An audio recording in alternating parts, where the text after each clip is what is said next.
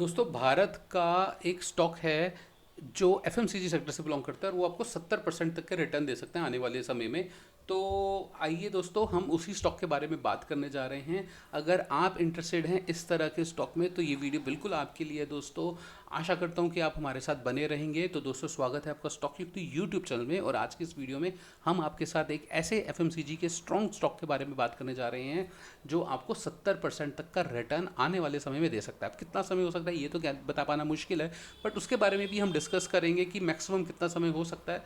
But देखिए, अगर 70% तक का रिटर्न 4 से 5 सालों में सेफली मिल जाता है तो कोई इतनी ख़राब बात नहीं है। बट मुझे नहीं लगता, क्योंकि वो थोड़ा मेरे को एक सेफर जोन पर वो स्टॉक मेरे को लगता है।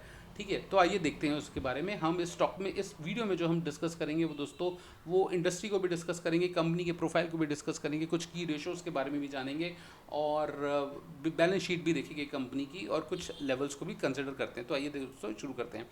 तो अब देखिए क्या है कि हम एक बात समझते हैं दोस्तों कि भारत का जो एफएमसीजी सेक्टर है वो बढ़ रहा है। क्यों बढ़ रहा है? क्योंकि हमारी इकोनॉमी और इंडिया की पर कैपिटा इनकम भी बढ़ रही है। बट जो की पॉइंट है, जो की चीज़ है वो ये क्या है कि जो ग्रोथ है that is coming from the it is not coming from the non-food category. The growth of a non-food category was double that of food category, है ना। यानी कि भारत अब जो है वो दाल चावल बिस्किट सरसों का तेल यही नहीं खरीद रहा है, भारत कुछ और भी खरीद रहा है। ठीक है, जो एफएमसीजी के जो हमारे ब्यूटिफिकेशन के जो प्रोडक्ट्स होते हैं, जो हेल्थ और वेलनेस से रिलेटेड होते हैं, भारत उस प्रोडक्ट्स को भी खरीद रहा है। और जो ग्रोथ है ये कहाँ से आ रही है? ये ग्रोथ आ रही है दोस्तों रूरल सेक्टर से और अर्बन सेक्टर से। और हमारी जो कंपनी है जिसके बारे में बात कर रहे हैं वो अर्बन टीयर 2 टीयर 3 सिटीज़ में तो उसका बहुत बड़ा होल्ड है। और इवन ऐसा नहीं है, टीयर 1 सिटीज़ में तो उसका होल्ड हमेशा ही रहा है। ठीक है, बट अब क्या है कि टीयर 2 टीयर 3 और रूरल सेक्टर में भी उसका काफ़ी अच्छा होल्ड होने जा रहा है। तो अब क्या है दोस्तों, ये सबको पता है कि भाई भारत आने वाले समय में 1 ट्रिलियन की एफएमसीजी सेक्टर को होल्ड करेगा। क्यों करेगा? क्योंकि 5-6 ट्रिलियन की इकनॉमी हो जाएगी। अब चाइना देखिए 17-18-19-20 ट्रिलियन डॉलर की इकनॉमी है। तो एटलीस्ट जीडीपी का 20% तो एफएमसीजी सेक्टर है ना। So which is like around 4-4.5 trillion के आसपास का उनका एफएमसीजी सेक्टर होगा। तो सिमिलर पॉइंट ऑफ व्यू से ये 1000 बिलियन US डॉलर जो है वो मैंने इसी के हिसाब से रखा भी है। और ये तो हमारे पास इंफॉर्मेशन भी है कि CAGR जो एफएमसीजी का है वो 28% का है। तभी तो सारे लोग भारत से ट्रेड एग्रीमेंट करना चाहते हैं, क्योंकि they want access of Indian market. ठीक है, तो कुछ इस हिसाब से वैल्यूज़ आएंगी। ठीक है, तो ये तो सेक्टर था। अब अगर हम अपनी कंपनी के बारे में बात करें दोस्तों, तो कोई 26,000 करोड़ की मार्केट कैप की कंपनी है हमारी, और करंट प्राइस उसका 608 के आसपास का मिलता है। और स्टॉक का पी जो है वो इंडस्ट्री के पी से कम है, तो अच्छी बात है, बट ज़्यादा कम भी नहीं है, यानी कि इसी के आसपास रहता है। क्यों रहता है? अब और आसपास रहता भी नहीं रहता, हम देखते हैं। क्योंकि हम देख सकते हैं दोस्तों कि 5 सालों का जो पी है वो भी 34 का ही है ना। और जो यहाँ पर हमें जो देखने को मिल रहा है दोस्तों कि ईपीएस और जो आरओसी है वो इम्प्रेसिव है, 30% से प्लस का, तो बहुत अच्छी बात है। तो ये सारी चीज़ें मेरे को अच्छी लग रही है। और अच्छी दूसरी चीज़ क्या लगती है कि भाई देखिए डिविडेंड भी देता है।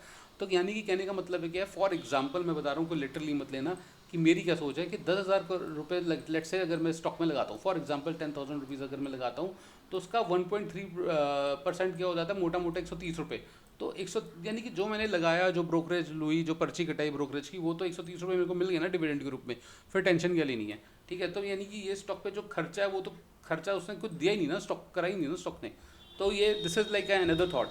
ठीक है, उसके बाद आप क्या देख सकते हैं कि ईपीएस ग्रोथ भी दे रहा है, और 16% की, और आरओई भी एक एवरेज 32% की आ रही है। तो ये सब ठीक लग रहा है। ठीक है, तो कहने का मतलब क्या है दोस्तों कि जो चीज़ अच्छी नहीं है वो क्या है कि सेल्स ग्रोथ और प्रॉफिट ग्रोथ मेरे को इतनी कोई इंप्रेसिव नहीं लगी। मगर होता क्या है दोस्तों कि एफएमसीजी सेक्टर की कंपनी है, एक अच्छा खासा ब्रांड है, और ऐसे में ना कंपटीशन बहुत ज़्यादा है, तो इतनी जल्दी से ये सब चीज़ें नहीं मिलती। सेल्स ग्रोथ और प्रॉफिट ग्रोथ निकालना बड़ा मुश्किल काम है बड़ी कंपनीज़ के लिए, ये थोड़ा मुश्किल हो जाता है। और उसके बाद दूसरी चीज़ जो बढ़िया लगती है मेरे को कि रिटर्न ऑन एसेट्स जो है which is very good, which is like 22.4%, which is very good. ठीक है, इंप्रेसिव है। अच्छा, अब उसके बाद अगर मैं आपको की एरियाज़ देखूँ अगर अपनी कंपनी में, तो हमारी कंपनी जो की एरियाज़ हैं वो हैं कि भाई आप इसका इनका प्रॉफिट देख सकते हैं, ऑपरेटिंग प्रॉफिट। और इस टाइम जो है जो नेट प्रॉफिट आना है that is the second highest, right. ऐसा 2022 में ही हुआ था, और अब उसके बाद दोबारा जो है कंपनी जो है एक अच्छा प्रॉफिट्स देने जा रही है। दोस्तों, हम आगे बढ़ने से पहले मैं आपको दोबारा एक बात याद दिलाना देना चाहता हूँ कि कृपया करके हमारे चैनल को सब्सक्राइब कर दीजिए, लाइक कीजिए वीडियो को। ज़्यादातर हमारे दर्शक जो हैं वो वीडियोस को लाइक नहीं करते हैं, और सब्सक्राइब भी नहीं करते हैं। हमारे तो ज़्यादा व्यूज़ भी नहीं आते, but it actually gives us a motivation, है ना। एक मोटिवेशन मिल जाता है, ज़्यादा तो कुछ होता नहीं है। तो और ये एक प्रीमियम कंटेंट हम आपको देते हैं दोस्तों। तो अब अगर आप यहाँ पे पूरा देखेंगे तो ये कुछ कंपनी जो है वो ठीक ठाक काम कर रही है, और इंटरेस्ट ज़्यादा नहीं है, ठीक है। अदर इनकम ज़्यादा नहीं है, विच इज़ अगेन गुड, ठीक है। और नेट प्रॉफिट सब आ रहा है, तो ठीक ठाक लग रहा है यहाँ से मामला, ठीक है। तो अब हम अगर यहाँ से नेक्स्ट चीज़ को डिस्कस करें तो देखिए दोस्तों, हमने क्या बोला, सबको पता है कि भाई fair value is basically P into E P S, यही होता है भाई। फेयर वैल्यू तो P into E P S, है ना।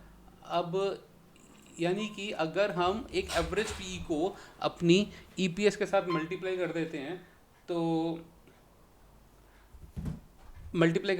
हमें जो है वो एक्चुअल करंट फेयर वैल्यू मिल जाएगी, ठीक है ना। तो इस हिसाब से दोस्तों हम यहाँ पे देख पा रहे हैं कि जो हमारी कंपनी का जो वैल्यू है वो 600 की रेंज में तो सबसे ज़्यादा कंफर्ट लेवल आता है, मगर हाईएस्ट लेवल पर 906 रुपये भी होता है। अब क्या 906 रुपये हो जाएगी, ठीक है। तो यही हम देखने वाले हैं और यही हम आपके साथ बताने वाले हैं कि वो 906 रुपये भी हो सकती है दोस्तों, ठीक है। तो एक मिनट, मैं इसको मिटा देता हूँ, ठीक है। तो यहाँ से वो 906 रुपये भी हमारी हो सकती है। तो अब आप देखिए दोस्तों, ये जो वैल्यू है ये मैंने यहाँ पे लिख दी है, यहाँ पे मैंने ड्राफ्ट में यहाँ पे सेट कर दिया है यहाँ पे। अब आप देख सकते हैं कि ये जो है ना एक बेस है। तो अब देखिए ना, ये 600 608 ये एक बेस पॉइंट है, और करंट वैल्यू जो ब्लू में आ रही है वो भी इसी जगह पर आ रही है भाई। ये 5 साल के पी पर है, सॉरी 20 साल के पी पर है, यानी कि कंपनी पुरानी अच्छी खासी है। 5 साल की वैल्यू है पी की, ये वैल्यू 1 साल की है, तो यानी कि इसके आसपास है, यानी कि यहाँ से खोने के लिए कम है ना कंपनी के पास, यहाँ से खोने के लिए कम है। यहाँ से ज़्यादा पॉसिबिलिटी है कि कंपनी जो है वो ऊपर चली जाएगी, है ना। यहाँ से ज़्यादा पॉसिबिलिटी है कि कंपनी जो है यहाँ से ऊपर ऊपर जा सकती है, ठीक है। पॉसिबिलिटी तो ये है, क्योंकि ये गैप तक तो आ सकती है ना कंपनी। तो इस पर हम फोकस करेंगे कि क्या चीज़ है और क्या नहीं है। तो ये है दोस्तों। अब ये देखिए कैसे हुआ है ये, क्योंकि जो कंपनी को पिछले 1 सालों में जो हाईएस्ट पी है, इसको ध्यान से समझिए दोस्तों, जो कंपनी को पिछले 1 सालों में हाईएस्ट पी है, भाई पी भी तो ऐसे चलता है कि ये पी ऊपर है, फिर पी कंपनी का नीचे गिर गया, ई पी एस जनरेट है बट उसका भाव गिर गया, कंपनी इंडस्ट्री उसको पी नहीं दे रही है, ज़्यादा भाव नहीं दे रही है, तो उसकी वैल्यू गिर जाएगी, ठीक है। तो अब वो अपने बेस के पी पर है, और यहाँ से ऐसा मुमकिन है कि पी फिर दोबारा अपने पुराने पी अपने भाव पे मिल जाए, क्योंकि ये इसी तरह से फ्लक्चुएट करती रहती है। तो इससे क्या पता लगता है कि ये कोई लॉन्ग टर्म के लिए इन्वेस्टमेंट वाली कंपनी नहीं है कि आप लेकर रख लो उसको, ऐसा नहीं है। हमारे भाव पर आया, ट्रेड किया, निकल गए, ठीक है। ये इस टाइप की कंपनी है। तो ये भी बात समझ में आ गई होगी आई होप सबको। तो एक वीडियो को लाइक ज़रूर कर दीजिए दोस्तों, अगर आप वीडियो को यहाँ तक देख चुके हैं, और चैनल को ज़रूर सब्सक्राइब कीजिए। तो अब यहाँ पे देखते हैं कि कंपनी का चार्ट क्या है दोस्तों। ये मंथली कैंडल का चार्ट है, यानी कि एक कैंडल जो है वो एक मंथ को रिप्रेजेंट कर रही है, और आप देख सकते हैं दोस्तों कि यहाँ से ऊपर गई है। अब मैं आपको एक बात बताता हूँ दोस्तों, यहाँ पर कंपनी का पी जो था वो 49 का मिला हुआ था, और यहाँ पे जो पी है वो कोई 30 की रेंज में पी है, ठीक है। ये 33 जो भी है 30 की रेंज में पी है, और 34 का पी तो यहाँ पर है, ठीक है। आप समझ रहे हैं, यानी कि अभी हाल फिलहाल में ही कंपनी को 49 का पी मिला है। आप देखिए यहाँ से यहाँ तक लेके जाना, यानी कि क्या, अपना बेस कोई 425 के आसपास से यहाँ तक लेके जाना, जो 900 रुपये 800 रुपये के आसपास का था। 100% की ग्रोथ है मोटा मोटी, भाई 90 होगी 100 होगी, देखते हैं क्या होती है अभी चार्ट्स पर जब जाएंगे।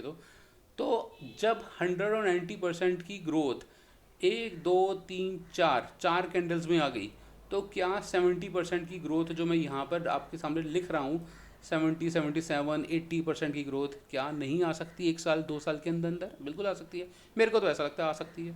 तो आइए दोस्तों इसी को समझते हैं।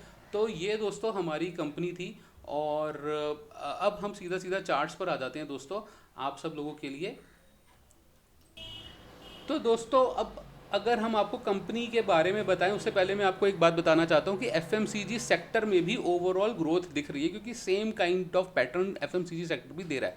आप देखिए यहाँ पर एफएमसीजी सेक्टर अब क्रॉसओवर दे चुका है, और ये एक इसका एक एरिया है जहाँ पर रेजिस्टेंस आएगा, ठीक है। हेड एंड शोल्डर पैटर्न बनेगा, और यहाँ से एफएमसीजी सेक्टर ऊपर ग्रो कर सकता है। जब यहाँ से ऊपर ग्रो करेगा तो वो अपने ऑल टाइम हाई के आसपास आ सकता है। तो ये एक और कंसिडरेशन है जो आप सोच सकते हैं, ठीक है। यहाँ पर एक और चीज़ है जिसको कंसिडर कर सकते हैं। अब दोस्तों बिना टाइम वेस्ट किए आप अपनी कंपनी पर आते हैं। तो द कंपनी का जो नाम है दोस्तों इमामी लिमिटेड है। सब लोग इस कंपनी को बहुत अच्छी तरह से जानते हैं। नवरत्न तेल, जंडू बाम, केश कांति, ठीक है, बहुत सारी चीज़ें हैं, बाम वाम, ये सारे इस कंपनी के प्रोडक्ट्स हैं और ये सारी डेटा हमने स्किनर.इन से ही आपके सामने लिखा था, ठीक है। तो अब यहाँ पर दोस्तों अगर आप देखेंगे स्टॉक को, तो ये स्टॉक अपने पुराने हाई को छू सकता है, ठीक है। अगर मैं अब इस कंपनी के मंथली कैंडल पर आऊँगा तो मंथली कैंडल पर मेरे को स्टॉक जो है वो ग्रो करता हुआ नज़र आ रहा है। ये पीछे यहाँ पर अब इसके ऊपर सस्टेन हो गया। देखिए ग्रीन वाली कैंडल को जब जब ये स्टॉक छुएंगे ये ऊपर जाएगा, यहाँ से अब खोने के लिए कम है। यहाँ से अगर आप खोएंगे तो ज़्यादा से ज़्यादा वो 537 तक चला जाएगा। अब यहाँ से नीचे जा सकता है नहीं जा सकता, आई डोंट नो, ठीक है, जाएगा नहीं जाएगा ये तो समय बताएगा। मगर यहाँ से ये एक सबसे सेफेस्ट जोन पर होता है, ठीक है। स्टॉक अपने मूविंग एवरेज के जब पास होता है, जब मूविंग एवरेज से दूर होता है तो वो टाइम कमाने का होता है। अब मैं आपको एक चीज़ और दिखाता हूँ, क्या ये क्यों दिया मैंने, एक दिन की एक कैंडल रख ली है और यहाँ पे जो स्टाइल ऑफ वैल्यूज़ हैं वो मैंने रैंको कर दिया है। दोस्तों अब आप देख सकते हैं यहाँ पे जो ब्लैक वाली लाइन है ना, इसके ऊपर जब स्टॉक जाता है, आप देख रहे हैं जर आराम से स्मूथली चलता जा रहा है उसके सपोर्ट में, है ना, ब्लैक के ऊपर आ गया। तो जब जब ये ब्लैक के ऊपर आएगा अब ये स्मूथली चलता रहेगा और ब्लैक लाइन इसको एक अपना सपोर्ट देती रहेगी। नो डाउट ये 674 के आसपास आके कवर करेगा, नीचे जा सकता है, फिर सपोर्ट लेके फिर दोबारा ऊपर आएगा और 70% का मार्जिन है। ऐसा तो नहीं है कि इस बीच में सीधा नीचे जाएगा ही नहीं, एक ही लाइन में ऊपर चलता रहेगा। एक लाइन में ऊपर चलेगा तो बिल्कुल रेंको चार्ट्स का यूज़ कीजिए, एक लाइन में ऊपर चलता रहेगा, है ना। तो इस स्टॉक को आप कंसिडर कर सकते हैं, आप अपनी ट्रेडिंग स्ट्रैटेजी, आप अपने सेटअप के अनुसार इस स्टॉक को कंसिडर कर सकते हैं। आई थिंक ये स्टॉक आपको सही तरीके से दे देगा। और जब रैंको पर ये पैटर्न बनते हैं ना दोस्तों, हेड एंड शोल्डर, तो बड़े प्रोमिनेंट पैटर्न्स होते हैं। और कहने का बात यह है कि ये पैटर्न जो है अभी तक फुलफिल नहीं हुआ है। यहाँ पर आप देख सकते हैं ये पैटर्न अभी भी फुलफिल नहीं हुआ है। अब कोई कहेगा भाई 1000 के आसपास की तो वैल्यूज ही नहीं आ रही, तो भाई यहाँ पर 800 भी तो आया है स्टॉक, ये भी तो उसको ऑल टाइम आया है, तो नया ऑल टाइम हाई भी मार लेगा, कौन सी बड़ी बात आ गई। और अगर आप यहाँ से यहाँ पे देखेंगे तो प्रॉपर 1.68 के फेबोनाची लेवल्स को भी ये रिस्पेक्ट कर रही है ये बात। तो ये मेरे को डबल कंफर्मेशन दे रहा है, यहाँ से खोने के लिए कम है, पाने के लिए ज़्यादा है। थोड़ा लंबे समय के लिए होल्ड किया जा सकता है, 1 साल 2 साल, और आई डोंट थिंक सो कि 1-2 साल रुकेगा, 3 साल जो भी रुकेगा, मतलब मेरे को जल्दी नहीं है। 70% की बात हो रही है, 74% की बात हो रही है, डिविडेंड भी स्टॉक देता है, तो फिर टेंशन की क्या बात है, ठीक है। तो इस वीडियो को इतना ही रखते हैं दोस्तों। आशा करता हूँ कि आपको वीडियो पसंद आई होगी। पीछे से बैकग्राउंड में अगर वॉइस आ रही होगी तो उसके लिए माफ़ी चाहूँगा। और वीडियो को अंत तक देखने के लिए बहुत बहुत धन्यवाद। और आशा करता हूँ कि आपने हमारे यूट्यूब चैनल को सब्सक्राइब ज़रूर कर लिया होगा और वीडियो को भी लाइक किया होगा। धन्यवाद दोस्तों।